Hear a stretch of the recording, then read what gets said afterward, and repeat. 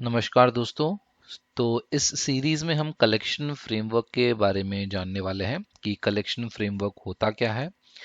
इसमें हम देखेंगे कि कौन कौन सा कलेक्शन है, कौन से इंटरफेसेस यूज होते हैं, कौन से क्लासेस यूज होते हैं इसके अंदर। और इस लेक्चर में हम कलेक्शन फ्रेमवर्क होता क्या है और कलेक्शन होता क्या है, इन दो चीज़ों पर हम फोकस करेंगे। तो अगर मैं डेफिनेशन के बारे में बात करूं कि कलेक्शन फ्रेमवर्क क्या है, तो collection framework is a unified architecture for representing and manipulating collections, enabling them to be manipulated independently of the details of their representation. The classes and interfaces can be used as part of collection framework. It reduces the effort in designing and learning new API, is thus providing software reusability. तो ये collection framework क्या है? तो पहला चीज तो framework क्या है वो हमें समझना पड़ेगा कि एक सिंपल टर्म्स में फ्रेमवर्क हम किस चीज को कहते हैं। फ्रेमवर्क वो होता है कि हमारा एक बेसिक स्ट्रक्चर रेडी होता है और उस चीज को हम यूज करके हम उसको और एक्सपांड कर सकते हैं हमारे रिक्वायरमेंट के हिसाब से। तो ये एक छोटा सा एग्जांपल एक फ्रेमवर्क का एक स्ट्रक्चर होता है। आप किस तरीके से उसको समझ सकते हो कि एक बेसिक स्ट्रक्चर एक ढांचा होता है जिसको आप यूज कर सकते हो और उसके बाद अपने रिक्वायरमेंट के हिसाब से आप उस चीज को एक्सपैंड कर सकते हो, उस चीज को यूज कर सकते हो। ठीक है। तो इस कलेक्शन फ्रेमवर्क में जो है डिफरेंट इंटरफेसेस और अलग अलग क्लासेस यूज हुए हैं। तो इसको आप जब कलेक्टिवली आप बोलते हो तो आप कहते हो it is a collection framework. ठीक है। तो इसके अंदर जो इंटरफेसेस और क्लासेस हैं इसके अंदर अलग अलग मेथड्स यूज होते हैं। ठीक है। तो आपकी रिक्वायरमेंट आपकी फंक्शनैलिटी के हिसाब के आपको फॉर एग्जांपल आपको चाहिए कि कुछ सॉर्ट करना है, तो आप एक्सप्लिसिटली सॉर्टिंग का कोई कोड लिखोगे फिर आप उसको इम्प्लीमेंट करोगे। उससे अच्छा इसमें से कोई जो भी रेलेवेंट आपको डेटा स्ट्रक्चर जो जो भी आपका कलेक्शन यूज होता हो वो उसमें जिसमें सॉर्ट मेथड हो वो आप उसको इम्प्लीमेंट करोगे, आप डायरेक्टली यूज कर सकते हो। ठीक है। ये एक एग्जांपल था। तो सिमिलरली दूसरे जो भी मेथड जो दूसरी जो भी फंक्शनैलिटी है आपको यूज करना है आप उसमें यूज कर सकते हो। कैसे यूज कर सकते हो? उस इंटरफेस को इम्प्लीमेंट करो, जो क्लासेस है उसके जो मेथड्स है उसको आप यूज करो, है ना। तो वो करके आप इस चीज को अचीव कर सकते हो। तो इसका फायदा क्या है आपका? तो इसका फायदा ये है कि आपको एक्सप्लिसिटली जैसे मैंने कहा कि किसी चीज का लॉजिक बैठ के लिखना नहीं पड़ेगा, है ना। आपको उसको रीडिजाइनिंग आपको उसका नहीं करना पड़ेगा। वो ऑलरेडी चीजें हैं प्रोडक्शन लेवल की लेवल में जो यूज होने वाली चीजें हैं, तो आप उसको डायरेक्टली ले सकते हो और आप उसको यूज कर सकते हो। तो ये एक ओवरऑल ये होता है कलेक्शन फ्रेमवर्क। तो ये फ्रेमवर्क ट्री की अगर बात करें तो ये आपका पूरा कलेक्शन फ्रेमवर्क ऐसा दिखता है जैसे कि ये कलेक्शन है जो आपकी रूट लेवल पे प्रेजेंट है। उसके बाद ये सेट है, ये लिस्ट है, ये क्यू डी क्यू है, सॉर्टेड सेट है, और उसके बाद ये एक ट्री है। और जो दूसरा ट्री है वो ये है मैप और सॉर्टेड मैप। ठीक है। तो इसके अंदर डिफरेंट ये सब जो देखा आपने ये सब इंटरफेसेस है। इसके अंदर आपके जो क्लासेस होते हैं वो भी मौजूद हैं जो क्लास आपके इस इंटरफेसेस को इम्प्लीमेंट करेंगे। फॉर एग्जांपल लिस्ट की अगर बात कर लो तो एरे लिस्ट है जो इम्प्लीमेंट करता है लिस्ट को। देन सेट की अगर बात कर लूँ तो मैं हैश सेट है, ट्री सेट है, और भी चीज़ें एग्जांपल है जो हम बाद में देखने वाले हैं। तो अभी हम क्या देखेंगे? अभी हम कलेक्शन के बारे में जानेंगे कि कलेक्शन होता क्या है। ये जो कलेक्शन देख रहे हो आप ये रूट लेवल पे मौजूद है। कलेक्शन क्या है? The root of the collection hierarchy. A collection represents a group of objects known as its elements. It is an interface. तो ये मैंने आपको बता दिया कि जो कलेक्शन है ये रूट लेवल पे प्रेजेंट है, ये एक इंटरफेस है। एंड ये क्या है? ये collection collection represents a group of objects, एक group of objects known as its element. तो ये कौन कौन सा टाइप हो सकता है इसके ग्रुप ऑफ एलिमेंट्स? ये हो सकता है सेट हो सकता है या लिस्ट हो सकता है या कोई और भी टाइप हो सकता है। ठीक है। तो a group of objects can be of any type like set, list, others. The Java platform does not provide any direct implementation of this interface but provides implementation of more specific sub interfaces such as set and list.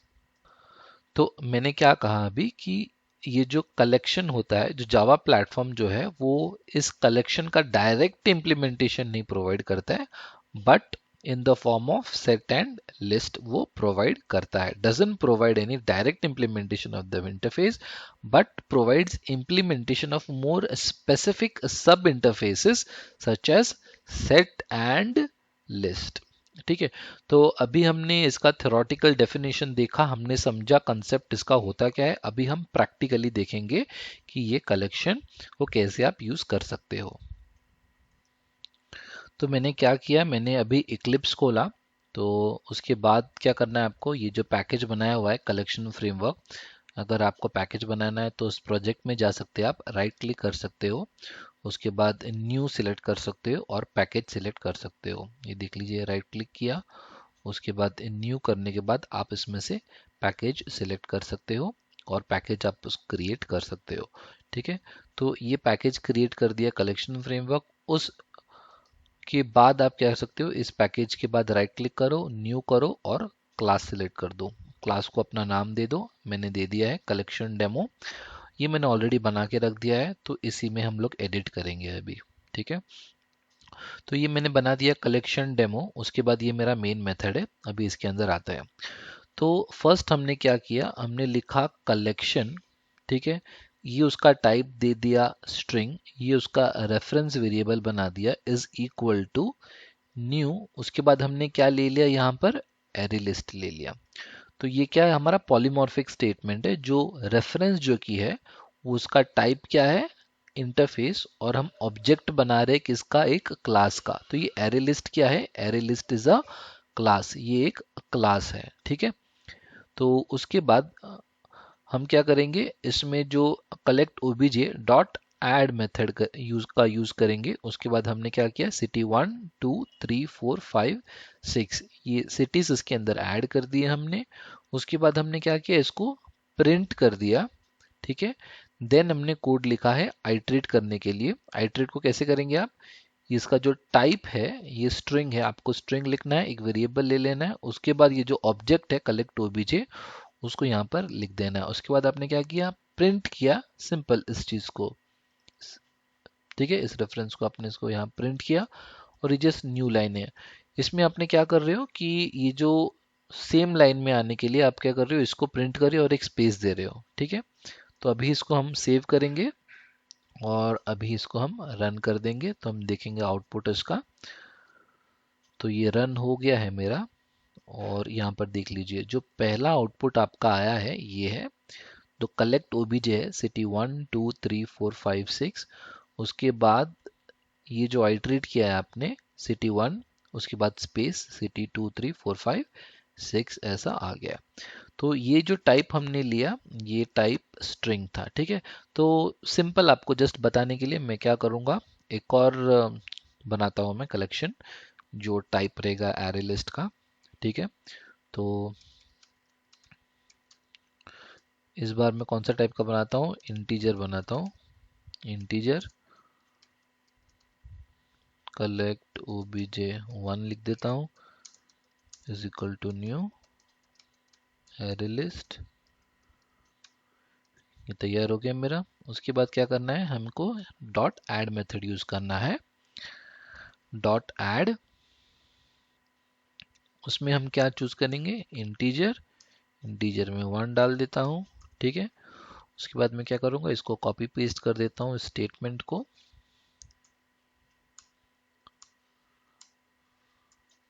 ठीक है. ये मैंने क्या किया, 1 डाला. उसके बाद इसको कर देता हूँ 2 3 4 5 और 6. ठीक है. 1 2 3 4 5 6 ऐड कर दिया है मैंने.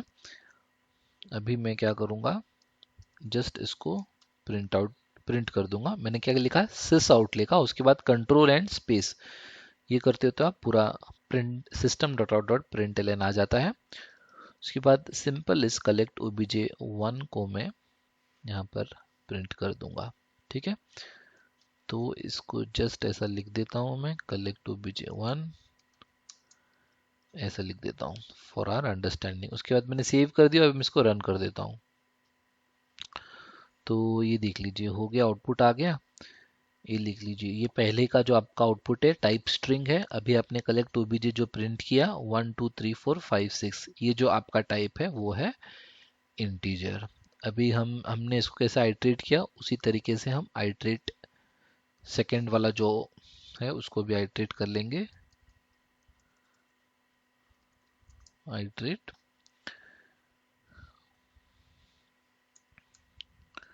फॉर लूप, यहाँ पर आप क्या लिखोगे, इंटीजर, ठीक है। INTR एक रेफरेंस दे दिया, और ऑब्जेक्ट आप कौन सा लोगे, obj1 को लोगे, j1 कर दिया। उसके बाद सिस आउट कर दिया। अगर यहाँ पर मैं INTR लिख देता हूँ डायरेक्टली तो न्यू लाइन में आ जाएगा, ठीक है। तो वो भी करके देखते हैं, ये न्यू लाइन में आ जाएगा। ये कर दिया मैंने, देखो न्यू लाइन में आ गया है ना, 1 2 3 4 5 6। अभी सिमिलरली अगर आपको न्यू लाइन में नहीं चाहिए, इस तरीके का चाहिए, स्पेस चाहिए, तो आप वही चीज़ कर सकते हो। तो वो चीज़ कैसे अचीव होती है, सिंपल, यहाँ पर से ln जो कि उसको हटा दो, ठीक है। ये लिख लिया आपने, ये आपका प्रिंट होगा, ठीक है। फर्स्ट टाइम आपका ये प्रिंट होगा। देन आपको क्या करना है, अपेंड कर देना है स्पेस, बस। कंट्रोल एस सेव कर दिया आपने। अभी आप इसको रन करोगे, है ना, आ गया आपका 1 2 3 4 5 6 हो गया। सेव कर दिया, रन कर दिया, और ये आउटपुट आ गया 1 2 3 4 5 6, ठीक है। ये टाइप था इंटीजर। अभी इसमें बहुत सारे डिफरेंट ऑपरेशंस भी है जो आप यूज़ कर सकते हो। फॉर एग्जांपल जैसे कि कलेक्ट obj1 लेता हूँ मैं, इसमें डॉट, इसका देख लीजिए बहुत सारे चीज़ें हैं इसमें। अगर आपने कर दिया कि क्लियर, क्लियर को अगर आपने कॉल कर दिया तो क्या हुआ, सारी चीज़ें खाली हो गई है अभी इसके अंदर, ठीक है।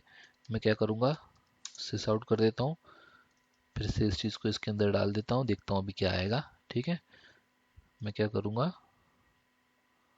मैं क्या करता हूँ, ये इस चीज़ को लिख देता हूँ ऐसे, जैसे मैंने पहले लिखा हुआ था प्रिंट के अंदर। और अभी मैं इसको क्या करूँगा, अभी मैं इसको रन करता हूँ। ये मैंने रन कर दिया, ये देख लीजिए अभी। अच्छा, यहाँ पर देख लीजिए हमने क्या किया था, यहाँ पर स्पेस देने के बाद न्यू लाइन यहाँ पर लिखा नहीं है, जबकि देख लीजिए ऊपर दिया है हमने। रीज़न यही है कि उसके बाद जो कि सेम ही लाइन पे आ जाएगा, इसके लिए मैं यहाँ पर न्यू लाइन कर देता हूँ। पर फिर भी आप इसमें देख सकते हो कलेक्ट ओबीजे जो कि एम्प्टी है यहाँ पर, क्योंकि हमने क्लियर मेथड को यूज़ कर दिया है, ठीक है। तो यहाँ पर न्यू लाइन पे आ गया फिर से हमारा 1 2 3 4 5 6। उसके बाद हमने न्यू लाइन ये लिया, क्लियर कर दिया हमने इसको। क्लियर करने के बाद जब आप प्रिंट करते हो कलेक्ट ओबीजे फिर डॉट डॉट, ये क्या आ गया, एम्प्टी आ गया। अगर आप इसको नहीं हटाओगे, इसको कमेंट कर देते हैं, हम देखेंगे क्लियर को हमने कमेंट कर दिया, और अभी हमने रन कर दिया, तो आपको सारे एलिमेंट्स आपके दिखने लग गए 1 2 3 4 5 6, ठीक है। तो इसमें हम एक और चीज़ करके देख सकते हैं, कुछ और ट्राई करते हैं। ओबीजे डॉट क्या ले सकते हैं हम ये मेथड देख सकते हैं, इज एम्प्टी, ठीक है। इसके अंदर तो चीज़ें हैं, ठीक है। तो क्या करेगा, बुलियन रिटर्न करेगा, है ना। तो हम क्या करेंगे, देखते हैं, हम इसको इसके अंदर लिख देते हैं, ट्रू या फॉल्स रिटर्न करेगा वो। तो ये हमने कर दिया, यहाँ पर अंदर लिख दिया हमने अभी इसको, ठीक है। अभी देखते हैं वो क्या रिटर्न करेगा, ट्रू या फॉल्स। फॉल्स रिटर्न कर रहा है क्योंकि वो एम्प्टी तो है ही नहीं। अगर इज एम्प्टी होता तो वो ट्रू रिटर्न करता। तो अभी हम क्या करेंगे, इस चीज़ को फिर से कमेंट हटा देता हूँ, मैं सेव कर देता हूँ। तो मैंने क्लियर कर दिया, इसके अंदर कुछ नहीं है अभी, ठीक है। तो क्लियर करने के बाद मैं अभी क्या करूँगा, इज एम्प्टी मेथड को कॉल करूँगा, ठीक है। मैं सेव करता हूँ, उसके बाद मैं इसको रन करता हूँ। तो अभी क्या आ गया, आपका ट्रू आ गया, देख लीजिए आउटपुट देख लीजिए अच्छे से। तो ये जो पहले जो सिटी ये सब जो है वो स्ट्रिंग टाइप लेके हमने किया हुआ था, उसके बाद इंटीजर के साथ हमने प्रिंट किया। ये हमारा फिर से स्ट्रिंग है विद स्पेस, ये इंटीजर विद स्पेस। यहाँ पर जो हमने डॉट क्लियर मेथड को यहाँ पर हमने कॉल कर दिया, कलेक्ट ओबीजे डॉट क्लियर। तो डॉट क्लियर करने के बाद उसने सब कुछ डिलीट कर दिया उसके अंदर से। तब आप प्रिंट करते हो तो आपको एम्प्टी लिस्ट दिखता है, देख लीजिए एम्प्टी है ये। उसके बाद आप इसको यूज कर रहे हो कि इज एम्प्टी है क्या। हाँ, अगर बुलियन रिटर्न करता है तो एम्प्टी है, इसलिए आपको ट्रू मिला। इसके पहले के केस में आपने क्या किया था, डॉट क्लियर को आपने कमेंट कर दिया तो कुछ क्लियर नहीं हुआ, मतलब है उसके अंदर। आपने प्रिंट किया था यहाँ पर, हाँ आपको दिखा था वैल्यू। उसके बाद आपने इज एम्प्टी किया था तो आपको क्या आया था, फॉल्स दिखा था। क्यों? क्योंकि उसके अंदर एलिमेंट्स प्रेजेंट है। ठीक है। तो इस तरीके से ये कलेक्शंस के और भी डिफरेंट मेथड्स हैं, आप यूज़ कर सकते हो। ये मैंने डेमोन्स्ट्रेशन पर्पस के लिए काफ़ी कम मेथड्स आपको बताए हैं। तो मैं आपको सीधे ले चलता हूँ ओरेकल डॉक्यूमेंटेशन जो होता है इस इन इंटरफेसेस और इन क्लासेस का। तो ये जो कलेक्शन देख रहे हो आप, ये कलेक्शन इज एन इंटरफेस। तो इस तरीके से अगर हो सकता है आपको इंटरव्यू या इंटरव्यू क्वेश्चन में या कहीं पर भी कोई पूछेगी कलेक्शन क्या है, कलेक्शन का टाइप क्या है, वो क्लास है या इंटरफेस क्या है, तो आपको रेफर करने के लिए बेस्ट चीज़ें हैं ओरेकल डॉक्यूमेंटेशन, जो आप यहाँ पर देख सकते हो। जो ये कलेक्शन है इसका टाइप है इंटरफेस। ठीक है। तो यहाँ पर आप अच्छी तरीके से रीड कर सकते हो कि इसका क्या क्या यूसेज है। ठीक है। उसके बाद ये जो डिफरेंट जो मेथड्स हम यूज़ करते हैं ना, जो अभी आप एक्लिप्स में यूज़ कर रहे हो, आप डॉट लिखने के बाद आपको जो लिस्ट ऑफ मेथड्स दिखता है, वो सब रेफरेंस उसका यहाँ सब, मतलब यहाँ से आप देख सकते हो कि क्या क्या मेथड्स है। ठीक है। तो डिपेंडिंग अपॉन योर रिक्वायरमेंट, आपकी रिक्वायरमेंट क्या है, आपको कौन सा मेथड यूज़ करना है, उस आपकी आपकी फंक्शनैलिटी क्या अचीव करना चाहते हो, उसके बेसिस पे आप यहाँ पर जो लिस्ट ऑफ डिफरेंट मेथड्स है वो देख सकते हो। ठीक है। यहाँ पर बहुत सारा मेथड है। हमने क्या किया, ऐड को यूज़ किया, हमने क्लियर को यूज़ किया है ना। एक कंटेन्स भी है। ठीक है। अगर वो कंटेन करता है तो ट्रू देता है या फिर फॉल्स देता है। ये कंटेन्स ऑल है, returns true if this collection contains all the elements in the specified collection.